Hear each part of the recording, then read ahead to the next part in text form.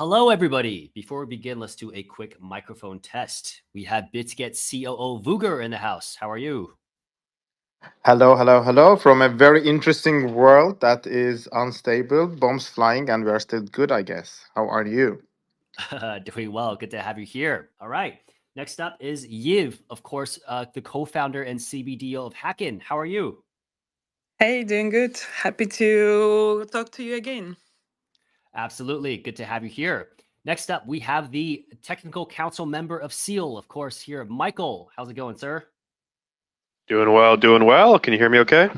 Yes, loud and clear. Thank you. Next up is Andy, the co founder and CEO of BlockSec. How are you? Good, doing well. Thanks for having me. All right, absolutely. And last but not least, we have the co-founder of Go Plus, Skill. How's it going, sir? Hi guys, great to be here. All the pleasure is on me. Wish everybody have a great evening today. Absolutely. Thank you all so much for taking the time. And it looks like we are good to go. What's up, Bitget fam? Welcome to another X Space with us. My name is CH, and I will be your host today. We got a great one coming at you as we are bringing to you the anti-scam month.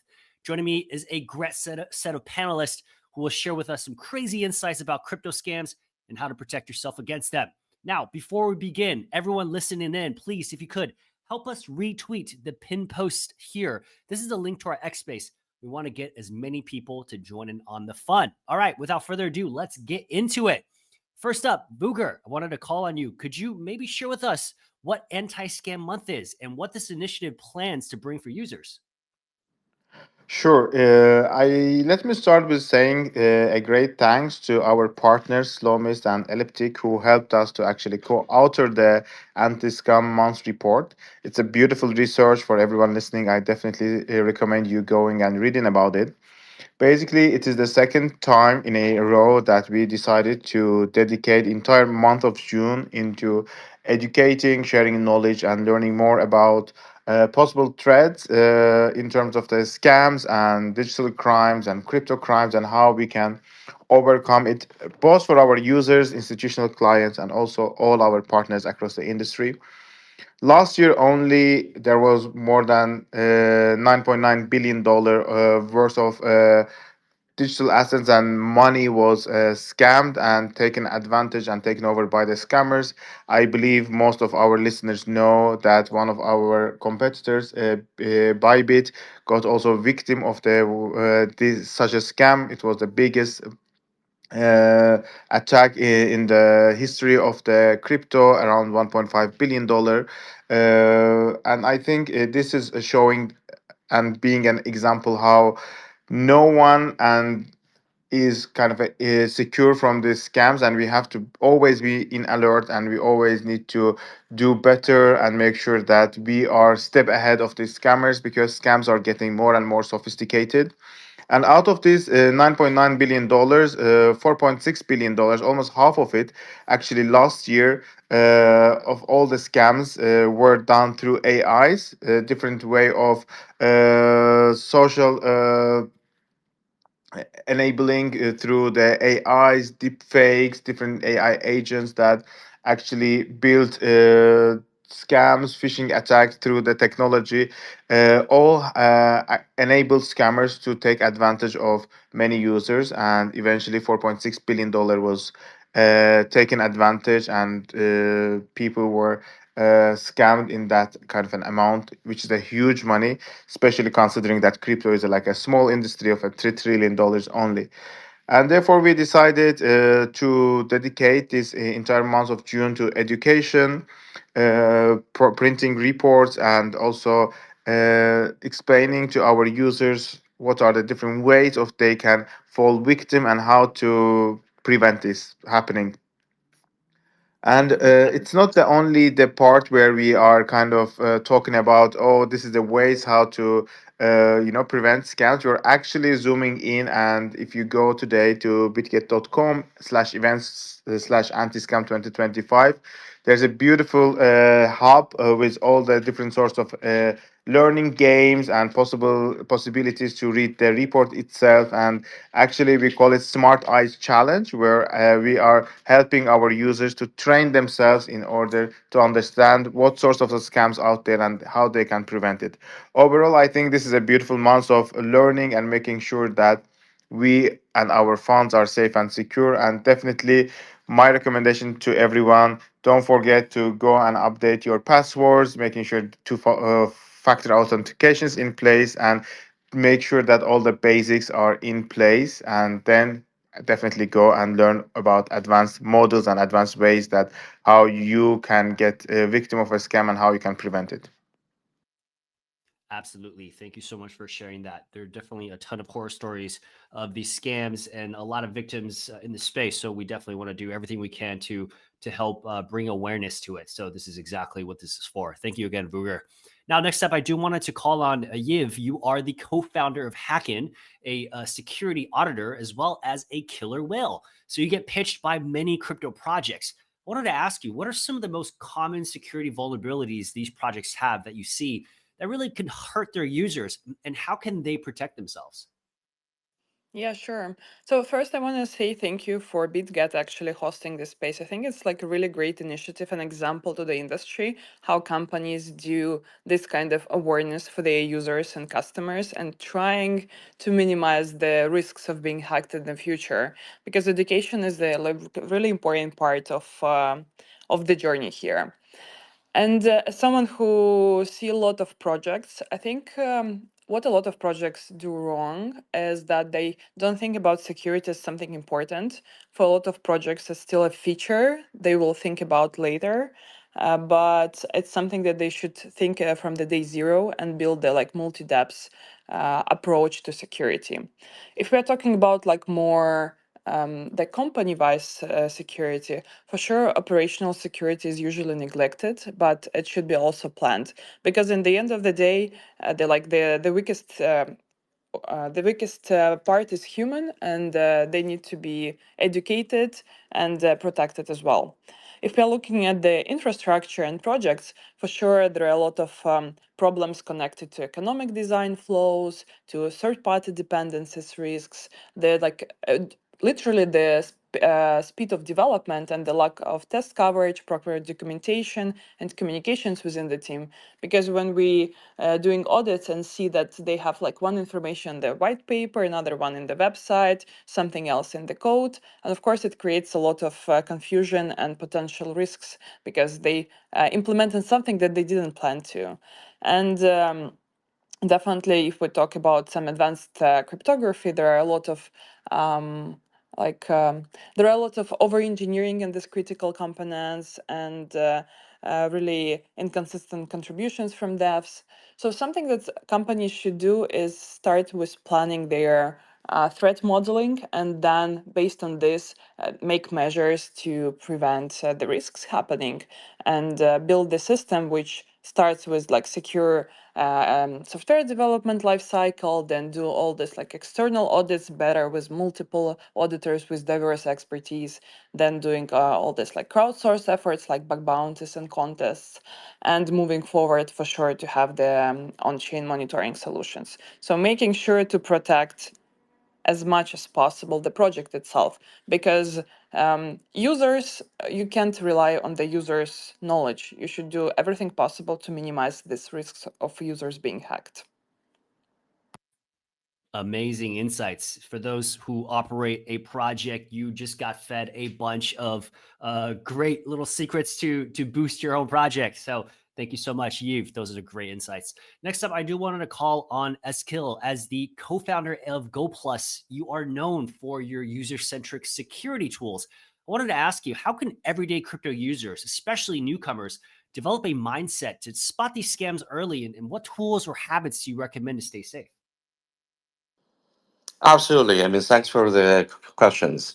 GoPlus is always trying to help to enhance the capability of the security fundamentals for the end user and also lower the bar of all these toolings for everyone in crypto. I mean, also especially for the newcomers, as you said. But I think it's very important, the fundamental mind shift when you someone first coming to Web3, because you probably most people heard about a phrase called not your key, not your coin. But at the same time, like in the native crypto world, no one really have the liability to protect your own asset because you are the one who holding the key for your own safety, for your own asset. So very important that you need to have a mindset like there's no blind trust will be tolerated. So which means you have to have a mindset about trying to do your own DIY and independently verify all the sources. And of course, there's a lot of toolings you can using nowadays, like the GoPlus app, our friends, our ecosystem, and many toolings you can easily getting. And we're trying to lower the bar, as I mentioned. But I think if some of the very fundamental ideas you need to be aware of for example so many scams, so many different kind of phishings, like the risk was around you, but how could you identify all of them? I think very simple, like three big categories you need to put that in your mind. Firstly, check the asset, like the yeah just mentioned about different project, and what is the things that related to you when it's coming to on chain. It's probably the token, NFT, or anything which is like the asset, like the thing you're buying there. But you need to make sure this asset itself is safe, is legit, is not someone just publishing some like a rug pull trying to rug you. And luckily, and like GoPlus have already working on this for 5 years. You can basically checking in every single data website like CMC, Dex Screener, CoinGecko, most of the wallet and most of the decentralized exchange, some launchpad about the information if this asset itself, this token is safe or not. And there were many like indicators behind it. And also very important about the interaction. And the interaction is actually a little bit more broad. It's not only about the transaction on chain. It's also about interaction. You are doing interacting with this, for example, social media or like the Telegram or like your daily like contact, whatever the Line, the WhatsApp, the WeChat, whatever you use with your surroundings. But you need to be aware. Sometimes something too good to be true might be a scam there, and also using not only the Web3 toolings like the GoPlus app or like a Scam Sniffer or like some others, but also sometimes traditional antivirus software to make sure you have a safe environment. Like some of the very old names, Kaspersky or whatever, like it can actually helping you to make sure you have a safe environment on your phone, on your computer. And also stay tuned with like what's going on with the real world cases. Like for example, our good friend like Zach XPT, who published a lot of things, and be aware of like the things surrounding you, and don't getting into the hole. Don't let these people getting you easily. I'll stop there. Yes, absolutely. Those are some great practices that everybody should definitely implement. Appreciate that. Next up, of course, I wanted to call on Andy. So you are the co-founder and CEO of BlockSec. You're a pro at auditing smart contracts and on-chain activities. I wanted to ask you, what are some red flags in smart contracts that users should look out for to avoid falling victim to scams disguised as legitimate DeFi projects? Okay, thanks for asking the question. So I think this is very important for the security of users' funds. So from my perspective, I think there are a couple of different um, red flags that should be raised when you invest into some DeFi protocols. I think one of them is that many malicious projects they deploy some smart contract that can be upgraded. I'm not saying that the upgradable smart contract is not good. Actually, it's very useful when you find some vulnerability in your smart contract. You can upgrade the smart contract.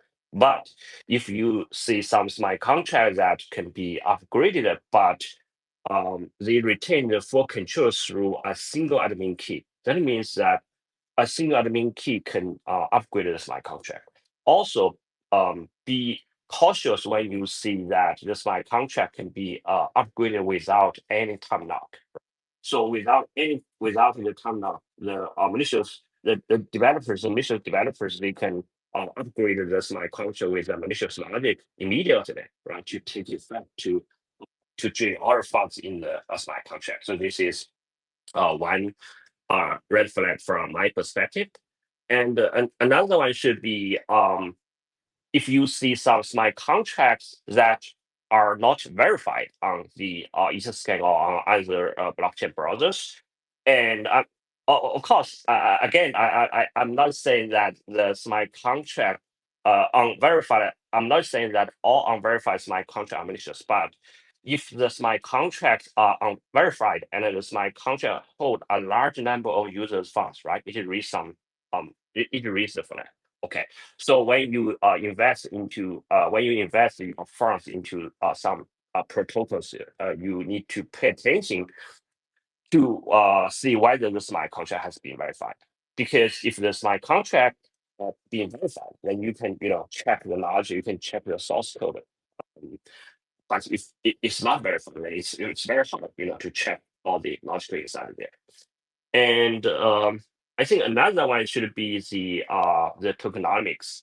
I think you should be aware of the smart contract when they charge a large of token transfer fees. Okay, while the trading is mostly initial, while the trading are most initialized by the developers or the developer controller accounts. Okay, so this can be used, to trap the liquidity on repo users. Also, I think that you need to be aware of the liquidity added to the protocols. If most of the liquidity are from the developers or from the developer controller accounts, then they can report the users, the following up user who think this protocol worth the investment money. Actually, it's not.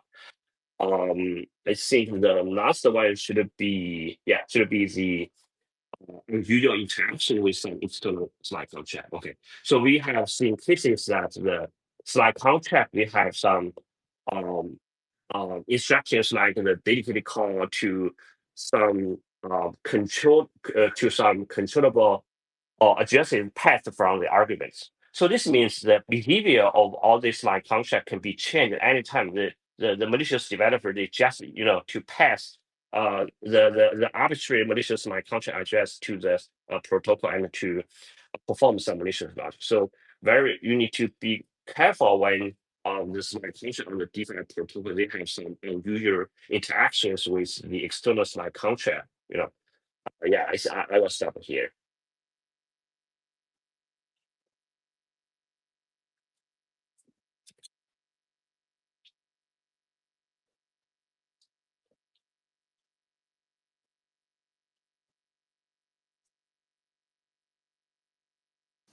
Okay, amazing. Thank you so much for that. So next up, I do wanted to call on Michael. Of course, you are the solutions engineer leader at Blockade and also a member of the technical council at SEAL. So from an engineering standpoint, how can projects engineer better security measures and protect their users? Definitely a good question. We've already heard a lot of really good insights from others, especially Yev, on what we can be doing to prepare for audits better or have better code. I guess I have a lot of phase there because I've worked at OpenZeppin previously, where we also did audits, and I definitely think there's a need to maybe think about developing a lot of these decentralized applications in the same way that you think about designing a plane, which is to say it's very hard to land if you have an issue while you're in flight. And that's definitely the case we've seen with a lot of smart contract exploits, which the SEAL team often gets very deeply involved in, having to work hard to help rescue funds and coordinate with many different actors. But I think the more important area, the part that actually has the biggest impact, is the social layer, is how people interact with these applications and sign things with their keys. And often they sign things without realizing what sort of impact they're creating. So having not just better UX, but better transparency and communicating that transparency in a way that a non-technical user can actually understand, I think is one of the key areas. And it's a really challenging space. It's why a lot of Web3 projects today, I think, don't achieve that to the degree that is necessary to prevent most hacks. For example, we have threat actors out there that are very actively exploiting this social vulnerability. They are creating not only drainer websites where if you go into the website and you sign a transaction for an airdrop or for something that is pretending to be something it's not, within one transaction, you could be completely wrecked. You could lose all the funds in your wallet, and that's going to become even more prominent, and has become more prominent with EIP 7702 or and other account abstraction capabilities. But I think that the real necessity is going to be like figuring out how do we get things, how do we communicate all the complex things that you can do with smart contracts and blockchain networks to such a degree that someone as simple as like my grandfather, who's pushing 90 years old, could actually engage in the ecosystem, or at least do some very basic things like send payments to someone, and wouldn't be potentially tricked into signing a transaction that would lose all of his money. I mean, for example, this is a problem in the Web2 world. He at one point almost sent money to someone pretending to be me. And he was pretending, oh, I got into a drunk driving incident, granddad. He's slurring the words, making it sound kind of like me, but plausibly not. It was like, oh, granddad, you got to send like $8,000 to this account, and don't tell anyone. I need it for bail. And he almost did, and the only reason that he didn't was because my father was a signer on the account and was able to catch it in time. But we need to start thinking about protections like that in the Web3 world. Because unfortunately, that's where a lot of the losses are occurring. It's not these large, expensive hacks, even though those do occur and they are important. But we're seeing a lot of these smalling little pinpricks of like different small users losing funds, and these threat actors out there, not only operating drainer websites, but creating a franchise model. They're literally, they'll create drainer kits, Angel Drainer and Inferno and others. They'll create these kits that are basically like software packages, and then they'll spread it out to dark web groups and Telegram groups, and have other people develop websites for it. So it's almost a franchise model to the point where they're operating at a large scale. And that's why so many drainer websites are getting created. These software kits are getting updated with bypasses to try to get around all the latest techniques to detect them. So it's an ongoing battle, and what we really need to do is figure out how can we arm every major Web3 application with the technology to be able to consistently fight and win those battles and stay ahead of the threat actors. And eventually, what I hope is build UX and UI and just hopefully some education, but I think it also has to come down to like showing a user all the potential risks before they sign something, to the point where drainers don't go to crypto anymore, because that's ultimately why we see so many scam and threat actors in the crypto space, is because it's easy. It's easy to get someone to sign something one time and then get all of this direct access to funds that they can then use to essentially launder it and turn it into real money for them. So that's the reason we see so many scams in the space. It's why we'll continue to see scams in the space as the space grows if the security doesn't grow with it. Really, that's unfortunately the reality of security. Is you just want to make yourself. You can never have perfect security. There's always going to be gaps, but you want to be secure enough that the major threat actors out there, especially in the internet, don't consider you to be a soft target. They go somewhere else. And that's kind of unfortunately where we want to get crypto to go. We want people to go to some other industry or some other segment where that's just softer, and to not focus on crypto users anymore. And that requires crypto to get better than everything else out there in terms of preventing scams and fraud, which is a very, very challenging task. So it's one that Seal is at least trying to think about and work on beyond Seal 911, trying to look at like how to build better best practices around frameworks, and discuss internally what are ways we can encourage more actors in the space to adopt the sort of measures that would make this feasible. So it's a very challenging space, but it's kind of a goalpost I'm setting out there to say, like, if anyone would talk about how do we stop scams like for good in Web3, or at least for the most part, it would be just making the security so good that there are just softer targets out there than Web3 for them to go after, and that's when we know we've made it.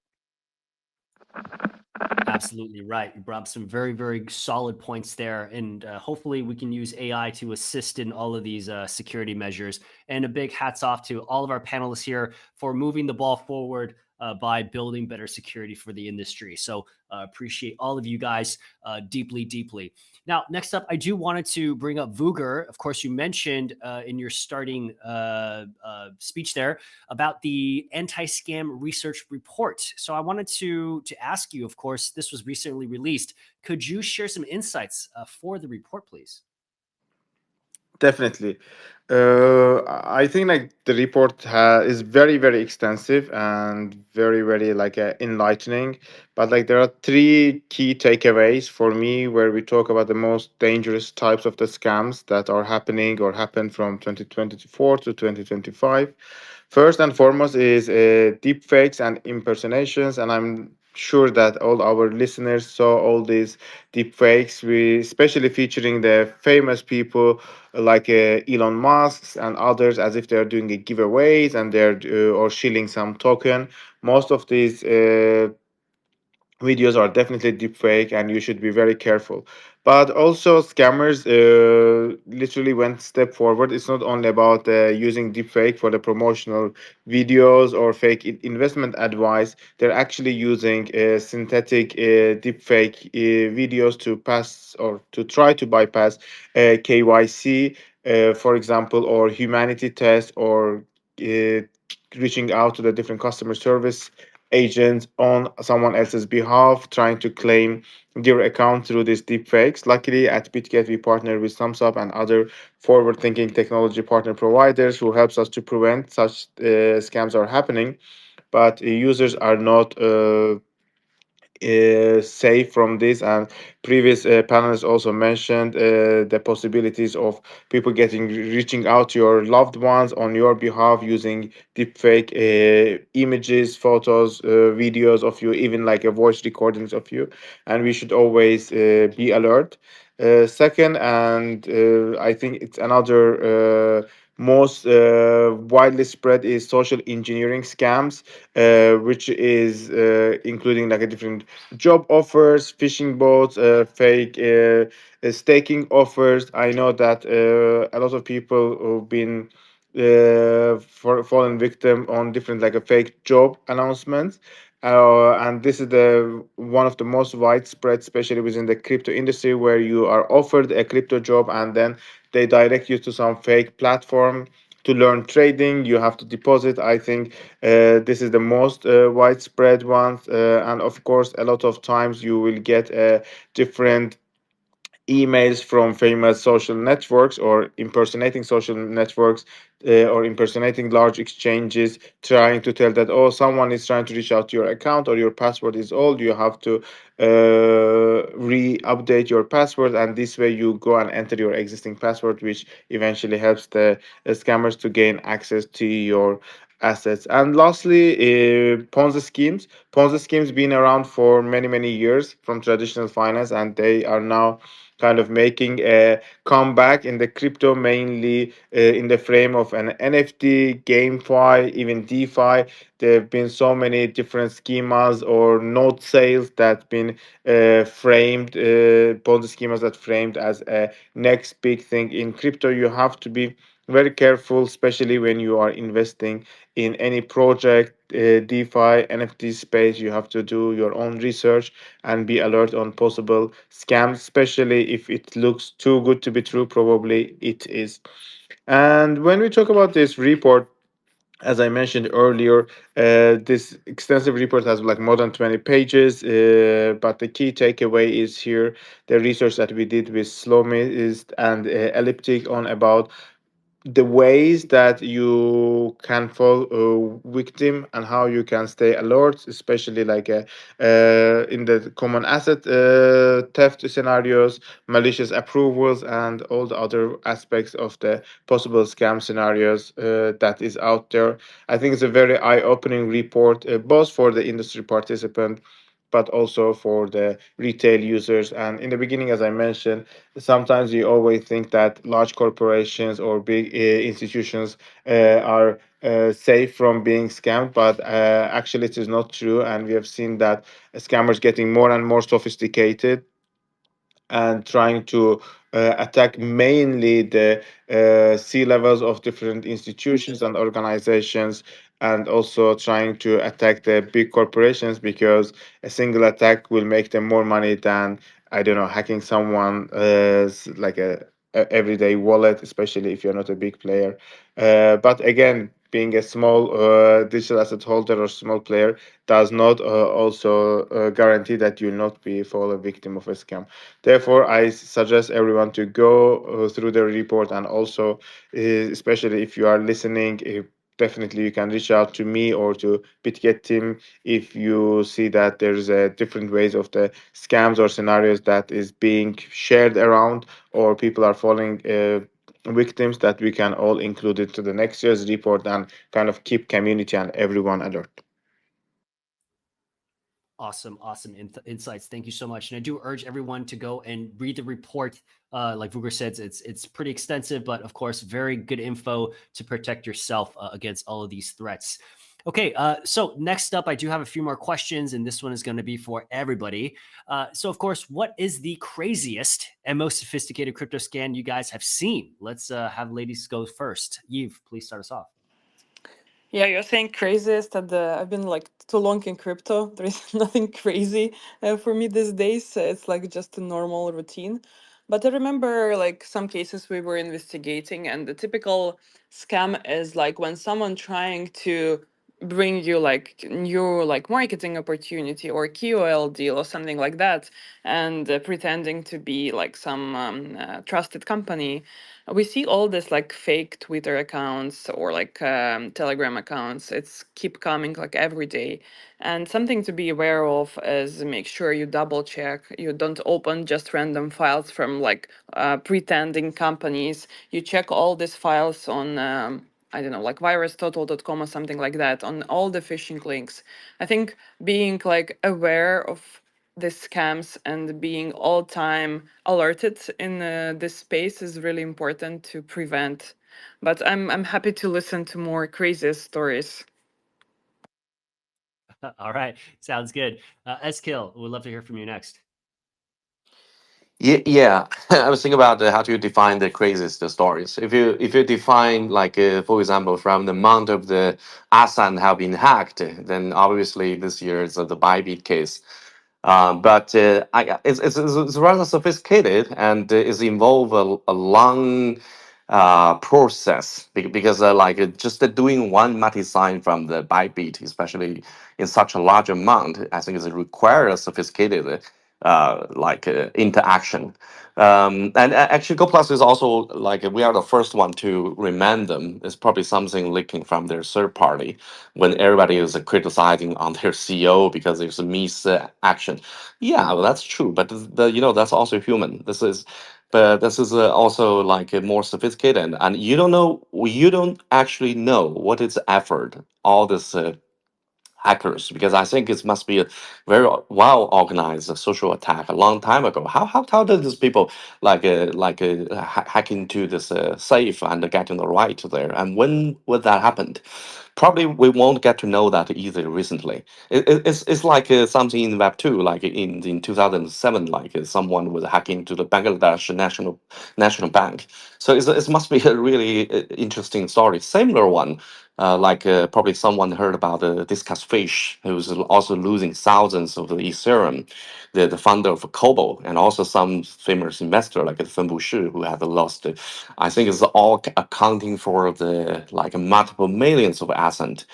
But to be honestly, I think if you're looking for a really sophisticated and a drama story, I was suddenly thinking about with MEV is like super active. I was not like recently. I was talking about like 2-3 years ago during the DeFi summer. So there were many savage wars, and they were like a robot like hacking each other, and they were very sophisticated. It's like a very drama like attack there. But to be honestly, I think what really matters for me in today, I think I really want to share something more relevant with a daily user, like Michael also called her. A lot of this scammers to ordinary people is not sophisticated. It's like the daily thing. It's like very stupid thing. I think I just quickly share two cases. One is the thing is most of this scam actually happened when there were some like really hot trend happened. For example, now it is like a Binance Alpha, at least very popular in Asia, like East Asia, Southeast Asia. But you can also see a lot of fake project launching there. A couple of days ago, GoPlus just published. There was two tokens called Resolve and Fly. I don't know what are they, but they are fake Resolve and Fly, and their trading volume was up to like 30 million. So you know how to avoid this scam? Very simple. Just to find the right entry point for Binance Alpha. Go to use the right Binance application. That's it. Okay, don't trust some Twitter, Telegram, whatever community tell you. Oh, this is the new Binance Alpha. Very simple. Just go to the main station. Go to the official website and use it. That's it. And second thing I want to share is another like a high frequent problem happened like when there's some new infrastructure, new features. For example, EIP 7702. I think it's very important new feature.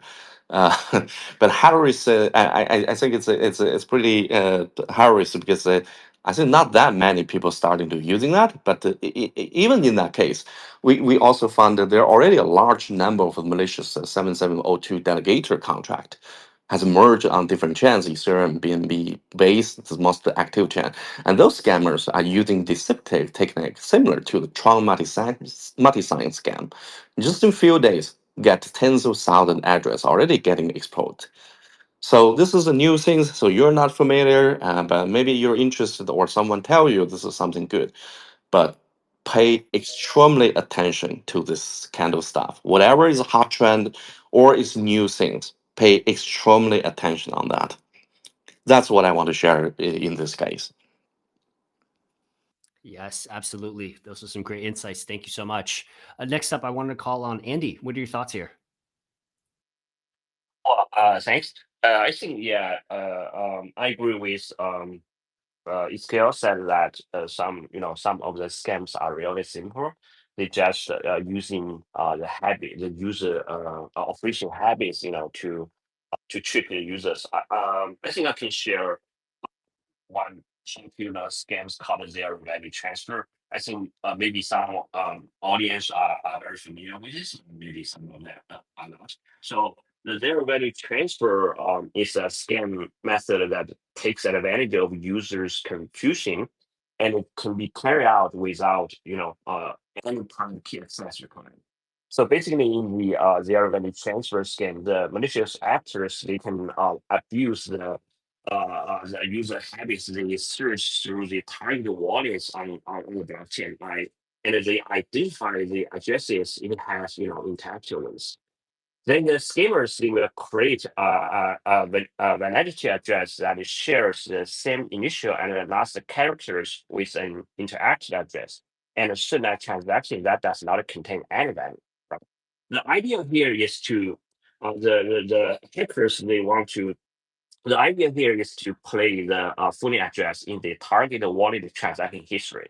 So because of this, the user looking to sending crypto to a familiar address again may scroll back to the transaction history and to looking back the addresses they want to interact with. So they may accidentally copy the scammer's fake addresses instead of the real addresses. So as a result, the user, they unknowingly sends a transaction to the scammer instead of the real address they want to interact with.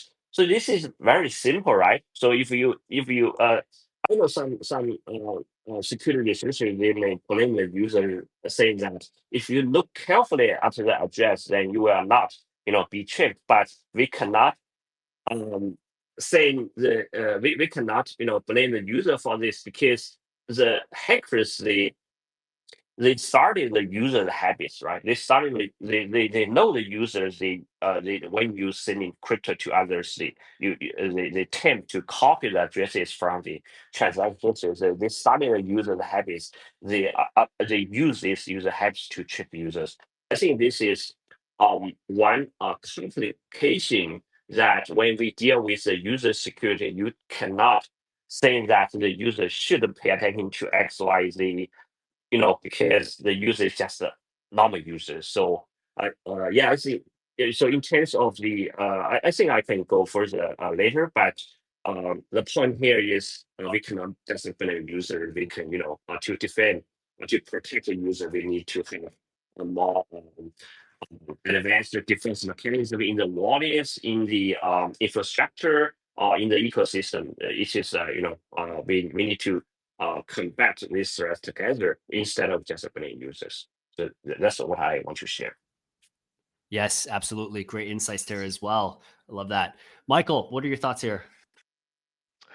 Oh yeah, there's always a lot of good choices with scams. It's just what was the craziest thing you could remember last. I think one thing I'll mention, it's not a scam that necessarily impacts ordinary users, but it's becoming very common in the Web3 industry, is North Korean or other actors impersonating potential employees, or rather trying to get hired. It's gotten to the point where we'll see companies like Kraken, their security team actually put out some videos and some examples of how they were basically. It's almost become a game. It's gotten to the point where like spotting North Korean hires or DPRK linked hires is becoming a game of cat and mouse. Where whenever a team finds out that they've got a potential North Korean I guess sleeper agent, whatever you want to call them, they'll actually start to like put them through tests and see if they can get them to say something like Kim Jong Un is a dummy or something like that. Like it's kind of become a game of like putting people through trials when you start to suspect this is occurring, and in many cases it actually has become common. And I've had multiple projects come to me saying like, hey, we have this guy who seems very talented. He's out of Asia, but like some suspicious things have come up and we're not sure. And it's actually become unfortunate because it has made it more difficult to hire in Web3, because you have to be very careful. It used to be this was a space where people could kind of anonymously come together and work on projects, but now you have to be very careful about who you let into a project. And what's I think really interesting is like what these DPRK actors actually do if they get hired or if they get involved in a project, which is in many cases they're not there to. You would think like, oh my god, whatever code they touched, like you scrutinize it. Maybe they put a backdoor in there, but in many cases they're not actually building in backdoors. Usually they're purely there to monitor and to look for social vulnerabilities, understand how the team operates, and know like where they could give intel to another team that could then infiltrate and perpetuate some sort of hack, similar to maybe Bybit or others.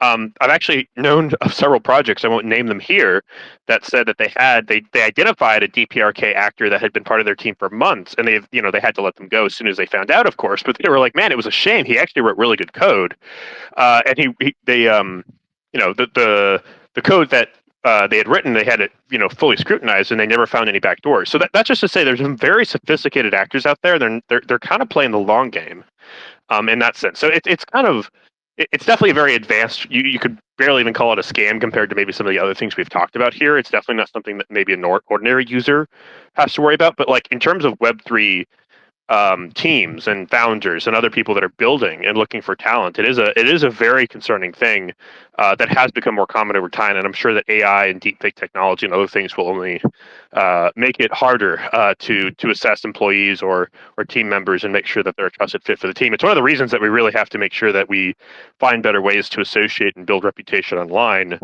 to avoid these sorts of situations that I'm sure will become all the more common.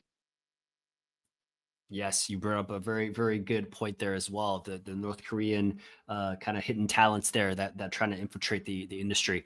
Thank you for sharing that. Vuger, I wanted to ask you your thoughts here. I loved how Michael gave us like a very sophisticated, like a business government level scams.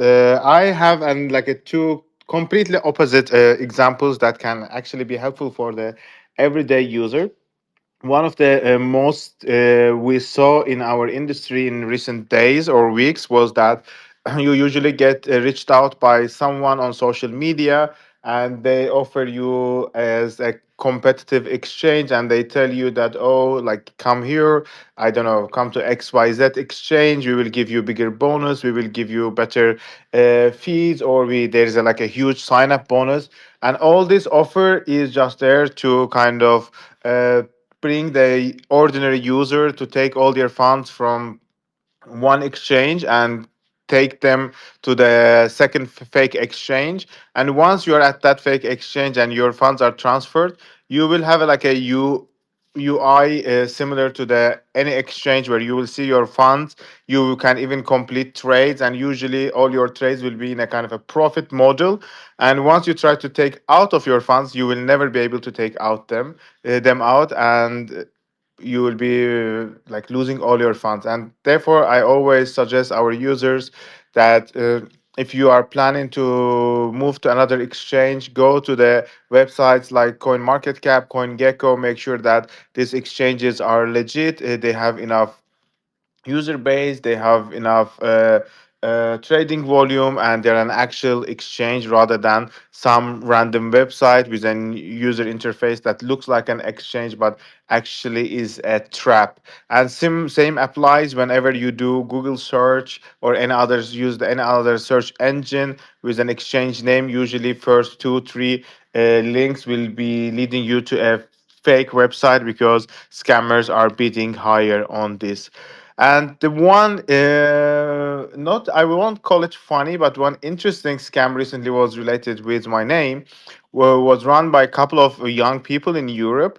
What would they do? They would try to reach out to different celebrities, sports organizations, and tell that, oh, I am the CEO of Bitget. We are interested in sponsorship deal, and try to score VIP tickets to concerts and matches and games. And they have been pretty successful to abuse this scheme. But fortunately, I got aware of it, and I immediately actioned and told these people that I would never ask for a free ticket to go to any event, even if you are sponsoring. And many people know that we are sponsoring La Liga. We are also announcing two big sponsorship coming up, but all of them I would never go and ask for any free stuff. And especially if you are listening, whether you are getting a free offers to get, I don't know, either someone trying to use your services for free or offering you a free services, you also always have to be careful, because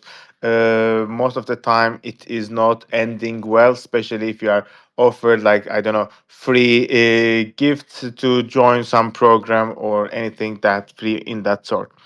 And as I mentioned during this anti-scam month, we have a game called Anti-Scam Game. It's a very cool game called Smart Eyes Challenge. Basically, we are trying to put you through this 90-second very interactive game where you can read the comic, spot the scams, and crack the case. And if you are the successful one, you'll get a chance to grab a share from 20,000 USDT mystery boxes. This is the way you can get a portion of the game. And there are so many ways to participate in the game in itself. And everyone gets up to four chances to be winner.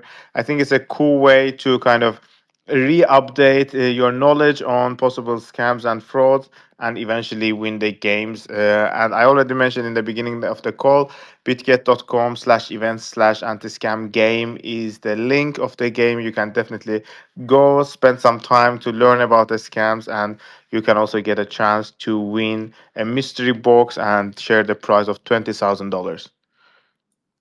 Wow, those are some amazing perks and incentives for sure. Everybody go and check that out. Thank you so much for sharing that, Vuger. So I wanted to ask all of our panelists here, what do you think are the best ways for users to protect themselves against these threats? It could be tools, best practices. Like, what can users do to prevent the loss of assets? Michael, let's have you start us off. Ooh, it's a good question. I think the most important one is just knowing that, like, first of all, finding the right custody solution, the right way that your crypto is going to be protected in terms of, like, what's the key that accesses the crypto, and that's either going to be you're using an exchange or a custodian or someone, and you're ultimately trusting in that entity to protect it and keep it safe. So just knowing and picking the right one, and ultimately having to do your research there. There's great firms out there, Coinbase and Kraken in the U.S., many others globally. Bitget, of course, is another. So you just have to make sure that you're picking wisely a team that's both trustworthy and is going to take security seriously. And then beyond that, if you're starting to engage in the Web3 space, you have a self-custodial wallet, just making sure it's a trusted wallet. The keys are generated securely. Ideally, you use like a hardware wallet or something else that can also be kept safe. The seed phrase can be kept safe. It can be backed up, all the usual methods that I'm sure other people could go into more details on outside of the Twitter space. But then from there, if we assume that however you've custodied the crypto, it is safe, there's no way that that's going to be broken. It really comes down to what are the interactions you do in those wallets. When you're signing transactions, there's always the potential for you to expose not just the funds you might be transacting or you think you're transacting at that time, but potentially everything in the wallet. So my advice, I think probably the best advice that come out of this is if you are one of those people that likes to engage on the edge, like someone had said earlier, a lot of the newer trendier things or the scammers like to pounce. If you are trying to engage in that space, first of all, even without scams, like these things obviously have risk because it's a very financially frothy market, you could say. Make sure that the wallet that you're using to engage in maybe the latest airdrop or the latest investment craze, like things that you're using to kind of sign transactions for, isolate that wallet. Don't use one wallet for everything. Take all the money that you're trying to hold for the long term and put it into an entirely separate wallet. And so the wallet that you are using to potentially engage in these sort of transactions that could be a scam or they could just be very risky, if there's something that occurs where you accidentally sign something like a drainer link or you accidentally do something that exposes all the funds in your wallets to risk, you've really minimized the amount that you could lose. I mean, I've actually been scammed before. I accidentally signed an airdrop link using a wallet, but it was a wallet that I had a couple $100 in. It was specifically a wallet I used to kind of say, oh, there's this airdrop. Let me see if I can get in on this. And then lo and behold, because I just wasn't scrutinizing every single time I did that, I eventually did run into a loss, which was unfortunate. It was a good learning experience for me and how easily even I could be tricked. But I only lost a couple $100 compared to the thousands that I could have potentially lost if I was using one of my primary wallets that I might have had a lot more funds in. So I think that's my biggest tip is really separate out your wallets, and if you're engaging in risk behavior, use wallets that have a very small amount of funds at risk. Great tip to start us off. Thank you for that. Andy, what would you like to add here? Okay, thanks. Yeah, I think Michael has said a couple of different a couple of important points when to protect the users. So I just want to add one of them. So I think the user they should be cautious of too good to be true offers. And most of the reports and the scams they rely on user greed or FOMO. So they are they're offering some high APYs, the security air jobs, exclusive invitations. Most of them are always traps. So don't be be cautious. Be cautious of the too good to be true offers. That's what I would try. Yes, nothing is ever too good to be true. So that's a very good point. Thank you for that. Vuger, what would you like to add here? Oh, do we lose Vuger?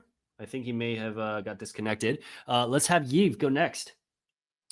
I think something to add here is to use some third-party resources to check the how valid is the project. If we even go to CoinMarketCap and CoinGecko, they would have all this trust scores, all this information about the security team, legal information. I think it's quite useful to do initial research. And we also have a platform called cr.live where you can see the security ratings of a lot of exchanges, wallets, and some other stuff. So having this trust score platforms really helps to validate the projects and their official resources and their security endeavors. And also just to go check the basic do your own research courses to see all this typical crypto scams, all the red flags you need to look for, and double verify everything or probably triple verify everything in crypto. Yes, triple verifying is definitely key. Thank you. Oh, we have Vuger back. Love to hear from you next, sir.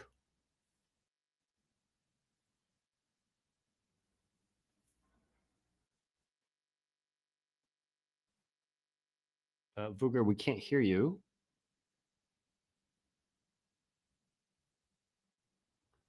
I think Vuger might be having some technical difficulties. Maybe we'll try restarting. We'll have you back. Okay, next up, we'll have Eskiel. Maybe you can share your thoughts here. Yeah, I think a lot of good comments have already been given by all my friends here. I think just to make a quick summary, like as I also already mentioned, like just think about the three part. You need to be aware about your asset, and yeah, I had already mentioned like all this data website. You can check, for example, like CMC, they have the deck scan, and they have the security scan, and actually GoPlus is providing all the data behind. But this is the easiest way you can check in, make sure what you're buying, holding, trading, your asset is serious. It's not a scam. And second is also about the transaction. Like there are already some toolings you can use, like revoke the cache, scam sniffer. Like also GoPlus CPP have the sophisticated like a function of everything, like to make sure you have a safe transaction here. And I think only one more thing, I would just call them environmental security. And I just want to quickly mention one thing because it's still like a couple of days ago, I see another, unfortunately, a user losing nearly a million asset just because he put his private key into his own iCloud. And again, this is a very, very fundamental thing, but I still just want to emphasize here again, find the right way to save your private key in the physic way better and be away from the internet. Some place you can only find on your own, whatever is cold wallet, a mobile phone, maybe never connected with the internet, or just write in your notebook. But don't save that in your iCloud or any of this kind of things. Yes, definitely. That's a very good practice to have. Try to take it offline and don't have it connect to anything. Absolutely good point. So I do have one more question. So looking ahead, how do you guys see the fight against crypto scams evolving over the next few years? And what role will collaboration between platforms, security firms, and users play in creating this safer ecosystem? Yves, let's have you start us off. Sure. First, I think that regulation will definitely increase this collaboration and the security of the industry itself because they do have requirements for security and push companies actually to do it better. And as we see, the regulation is going global and different jurisdictions. Definitely, that would be a big push, and it's already happening. Also, I think security companies working together and sharing their intelligence on different hacks and scams and different threat actors would be really important, and it's already happening in different initiatives, and like seal is one of them. And I think user education would be still like critical to prevent all these attacks and just users to be aware that it's happening. Yeah, so I think collaboration would be the key here. Yes, absolutely right. Thank you for that. Andy, what are your thoughts here? Agree with you. The collaboration should be there. So I think we believe the fight against the crypto scams is will enter a new phase, one where collaborations and real-time defense will become the norm, not the exception. So in the past, the response to scams are mostly reactive, right? Someone gets exploited and only then do the auditors or the post-mortem happen. But the model doesn't work anymore, especially in DeFi where funds move in seconds.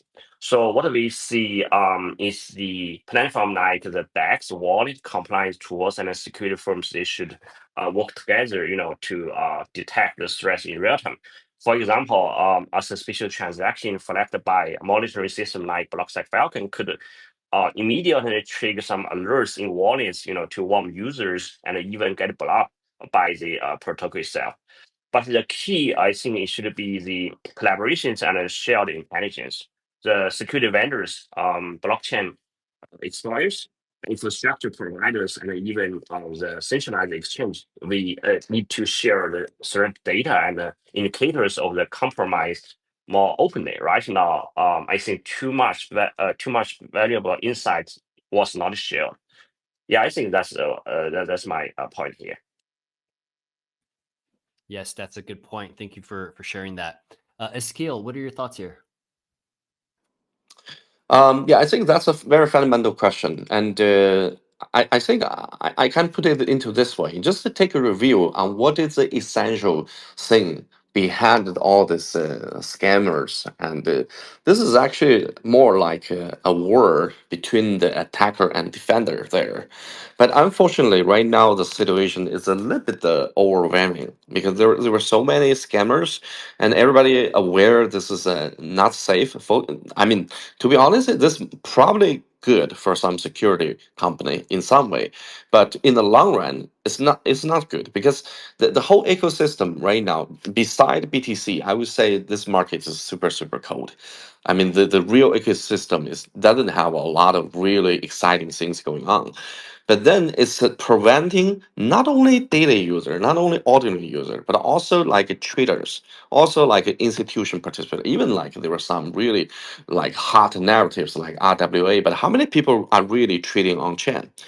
So I think the whole thing, like it's not only about security company, it's about everybody. It's about wallet. It's about the major central exchange. It's also about like the public chains. Because if this situation continue working like this, no one using it, right?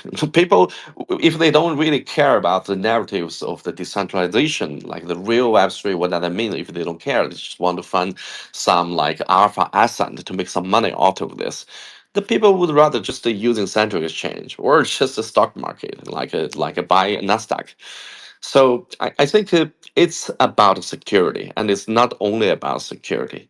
So Go Plus, we are trying to push everyone, wallet, especially wallet, big public chain, central exchange, to involve with that.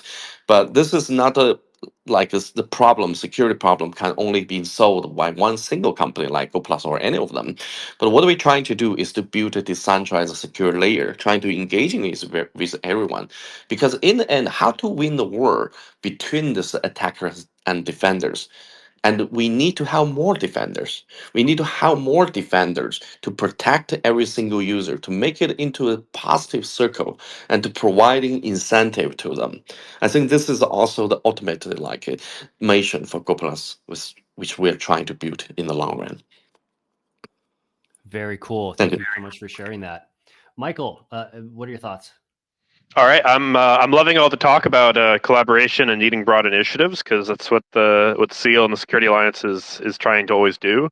But yeah, I mean, I agree with a lot of what was said. Like, this is going to require like threat intel sharing. It's going to require collaboration. It's going to require talking about like potentially certifications or standards or best practices that we can get broadly applied across the industry. And I think the last point that was made is quite potent, which is like, as we see, RWAs and institutional players get involved in kind of Web3 technology, if the security is not up to par with at least what would be expected in Web 2, if not better, and hopefully it is better in time.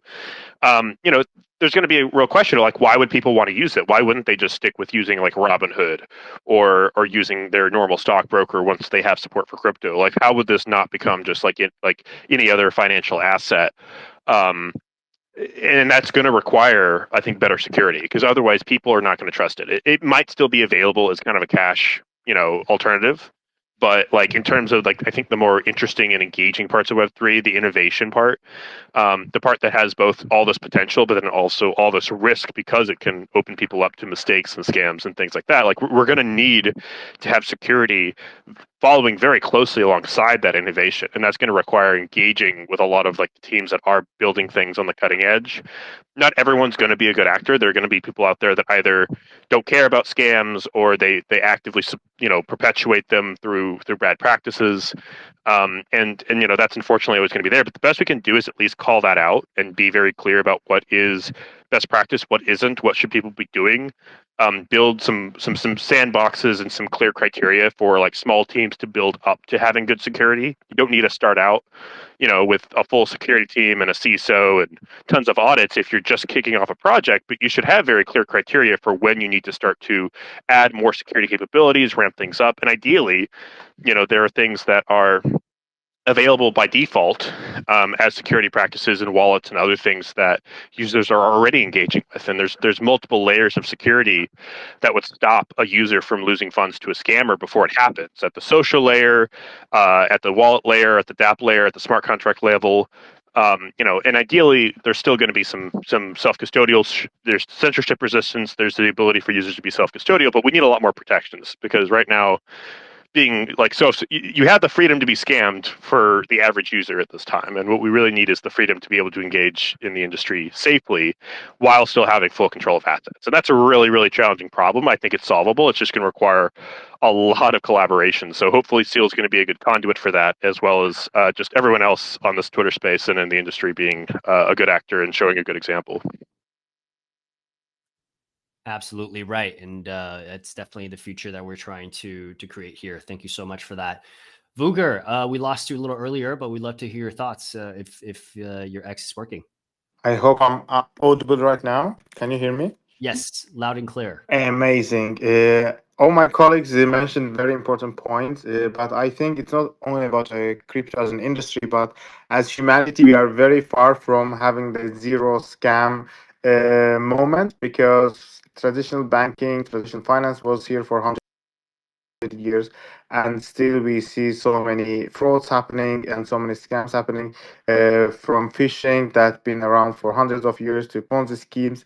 And unfortunately, it is not possible, in my opinion, to fully prevent it. Therefore, we have to focus on education and making sure that good people are aware of bad people and bad players in order to prevent scams. And I definitely believe that down to the road, in a couple of years, with the help of AI and also this fully decentralization, we will be able to prevent a majority of the possible scams happening, because in most cases, scams are fueled by the human trust, and also us as humans being not always too attentive to detail. And I think technology, especially AI agents, can help us. And I hope in near future we will be seeing our own AI agents that can detect the scam and tell us about the scam. And also with these deep fakes and AI being used to scam peoples, I think that having an AI agents to detect other scammer AIs will be the way forward. I think the technology has a lot of potential, and I hope that in near future we will see the decreasing the number of the scams. But until then, it's very important to stay alert and also to educate ourselves to make sure that we are safeguarding our own assets. Those are some great points. Thank you so much for that, Vuger. Once again, I think that about concludes the questions that I have. I do wanted to give a big shout out and thank you to all of our guest speakers here. There's some amazing insights that were shared. I know I learned a lot personally, a lot of just professional insights that you don't normally think about as just an ordinary user. So I'm sure everybody on the call here has learned a ton as well. So thank you all so much. Guys, please be sure to follow all of our guest speakers here as Keel, Andy, Michael, Yves, Go Plus, Vuger, Hacken, Bitget, and of course myself. If you haven't already, you'll see a lot more great crypto insights coming your way. That is it from us today. Take care, guys. We'll see you all again very soon. Take care. Bye-bye. Bye-bye. Thank you. Bye bye, guys. Have a good